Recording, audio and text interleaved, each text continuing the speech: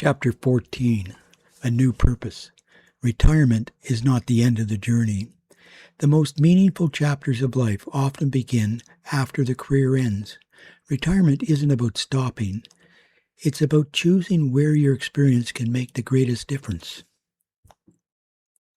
For nearly 50 years, my life had been defined by work. The Navy, engineering, leadership, universities, organizations, people, problems to solve, and roadblocks to overcome. Then I retired. People smiled when they heard the news. They would say, "Now you can finally be able to slow down." I smiled back, but I didn't really understand what retirement was going to mean, because retirement didn't slow down my life. It gave me something I hadn't had in 50 years, freedom. The freedom to decide how I wanted to spend my time. And looking back, I realized retirement wasn't the end of my career. It was the beginning of a new purpose. It's an appropriate time to look at another Krampus signpost. This one reads, "Retirement isn't about stopping. It's about choosing a new purpose." Coming home. After spending much of my adult life living and working across Canada, I found myself drawn back to where my journey had begun, my hometown, Owen Sound, Ontario. There is something comforting about returning to a place where your story started. The streets were familiar. The harbor was as beautiful as I remembered. The people were still friendly. But something had changed. The vibrant community I had left 50 years earlier seemed to have lost some of its momentum. Many of the industries that had supported generations of families had disappeared. Empty storefronts lined parts of downtown. After half a century, the city's population had grown by only a few thousand. As I drove through my hometown, I found myself asking the same question that had guided me through much of my career. How can we make this better? Apparently, I hadn't retired from solving problems. Trying to give back. Throughout my career, I had solved organizational problems by asking questions, studying facts, and developing practical solutions. Retirement gave me the opportunity to use those same skills for my own community. For 6 months, I immersed myself in Owen Sound's finances. I compared the city's performance with municipalities of similar size across Ontario. I analyzed years of financial information, and I researched successful approaches being used elsewhere. The result was a comprehensive report filled with practical recommendations designed to strengthen the city's financial future and encourage long-term growth. I wasn't looking for recognition.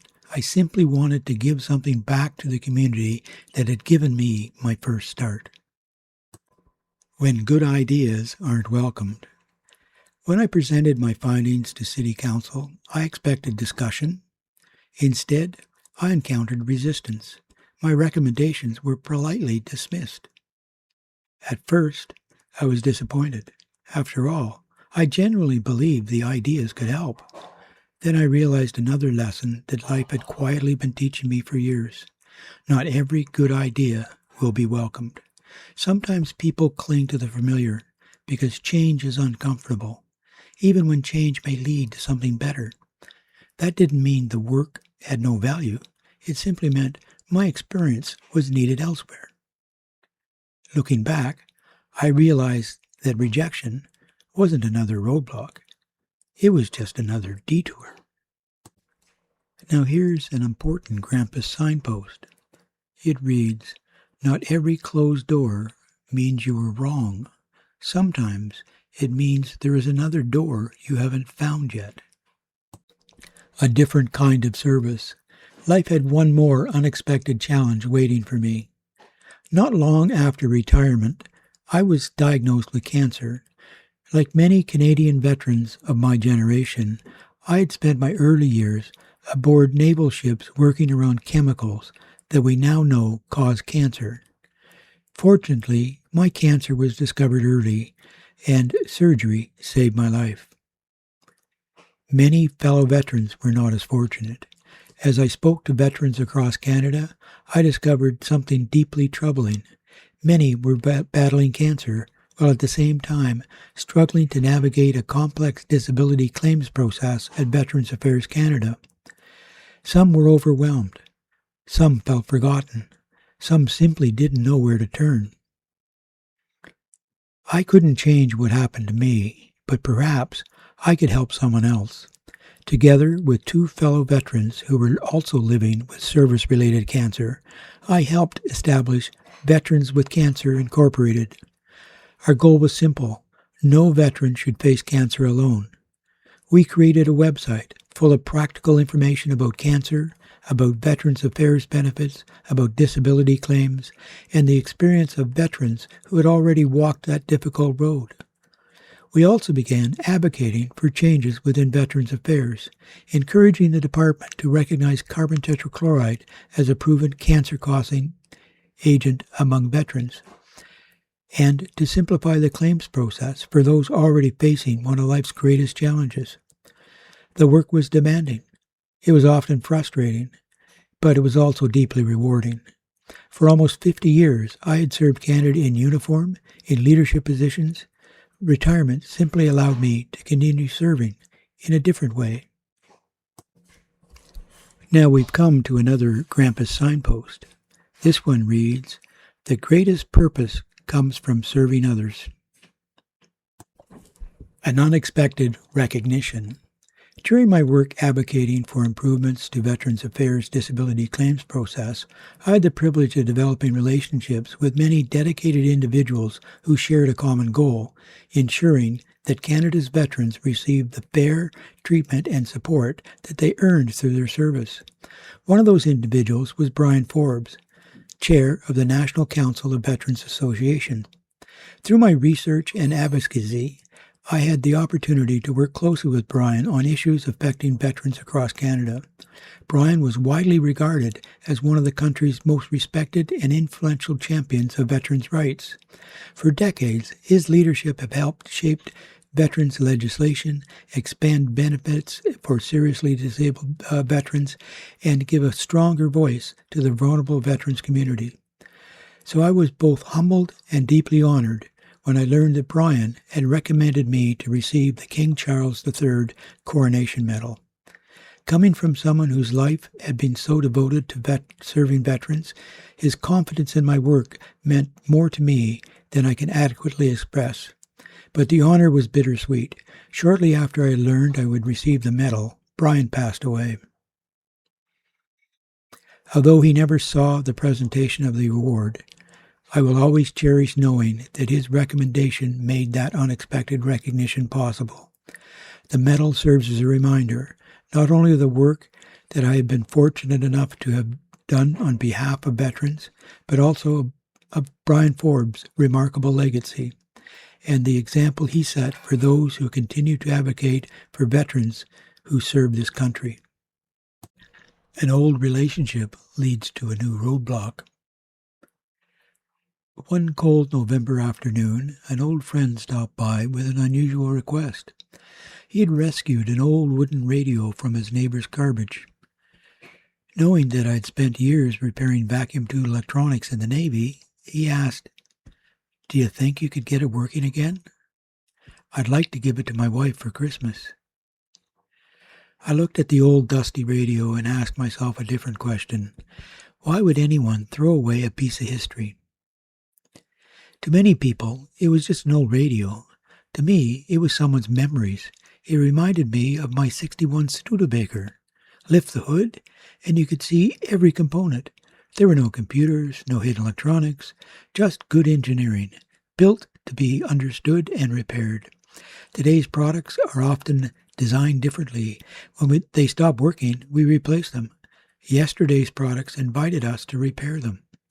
Standing there, I couldn't help but thinking about the grandfather who had once proudly brought that radio home.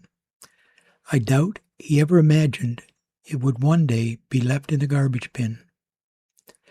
I smiled and said to my friend, "Leave it with me." I had no idea that that simple favor was about to become one of the most enjoyable chapters of my retirement. That first radio became the beginning of Old Fidelity restorations.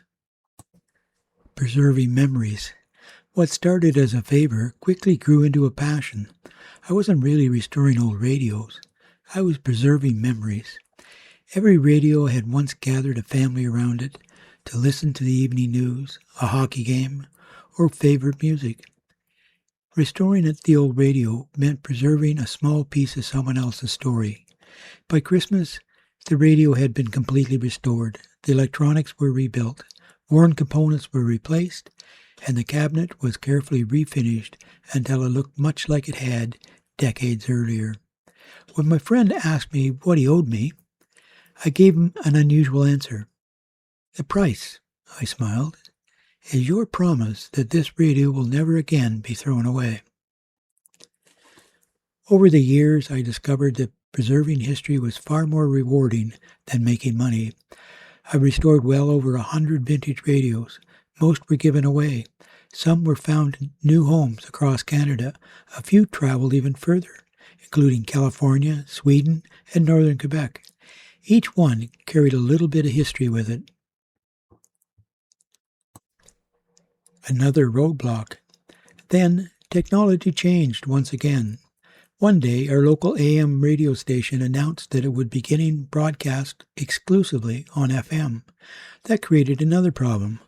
Most of the beautiful old radios I had restored could only receive AM broadcasts. If there were no AM stations left, people would eventually stop using them. And if they stopped using them, would they once again end up in the garbage? It felt like another roadblock. But by then, I had learned something important. Whenever life presents you with a roadblock, look for another way. So instead of accepting defeat, I looked around for a solution. I found a tiny FM transmitter that cost less than $5 and mounted it discreetly inside the cabinet where it couldn't be seen. By adding a simple switch, listeners could enjoy either the traditional AM broadcasts where available or modern FM stations while preserving the original appearance of the radio. The solution worked perfectly. As I watched the first restored radio play FM music through a 70-year-old electronics, I couldn't help but smiling. It reminded me of my days aboard HMCS Ottawa, when creative thinking allowed me to restore a failed long-range radar using an unconventional solution. Different equipment, different decade, exactly the same lesson. Technology changes, problem-solving never does. Looking back, every radio that left my workshop reminded me that people, like old radios, should never be judged by their age. Given a little care, patience, and respect, both can continue bringing joy for many years to come. People often ask me whether I enjoy my retirement. I always smile before answering. The truth is, I really never retired. I simply exchanged one kind of service for another. For almost half a century, my career was about solving problems, building organizations, and helping people succeed. Today, my purpose is helping veterans and giving back to my community that shaped me. The mission changed, but the purpose never did. Looking back over my life, I have to come to realize something very important. Roadblocks have never truly stopped me. They have simply redirected me toward work that mattered even more. Now, for a letter to Marlies. Dear Marlies, many people believe retirement is the end of the journey. I've learned it's simply the beginning of another one. There will come a time in your life when you'll have to decide how you want to spend your time, your talents, your energy. When that day comes, I hope you remember this. Life with purpose is life well lived. Success isn't measured by promotions, titles, or money. Those things are wonderful, but they don't last forever. What lasts is the difference you make in other people's lives. When Owen Sound wasn't ready to hear my ideas, I learned that not every effort produces a result we hope for. Don't let rejection convince you that your ideas have no value. Sometimes it simply means your gifts are meant to be used somewhere else. And when cancer entered my life, I could have asked, why me? Instead, I asked, who can I help because of this? That question gave me my retirement, a purpose I never expected. So Marlies, never stop looking for ways to serve others. Never stop learning. Never stop caring. And remember, the greatest chapters of your life will be the ones you've never planned to write. With all my love, Grandpa. Before we go on to the next chapter, I'd just like to take a minute to reflect on what we've learned here. What I once thought would be retirement became another chapter of service. I returned home. I helped veterans. I restored old radios. I continued asking questions. I continued solving problems. And perhaps most importantly, I discovered that life can have purpose long after a career has ended. But there was still one final conversation I wanted to have with you, Marlies. Not about my career, not about my accomplishments, but about what I hoped you would carry with you after you've finished reading these pages. That conversation begins in chapter 15.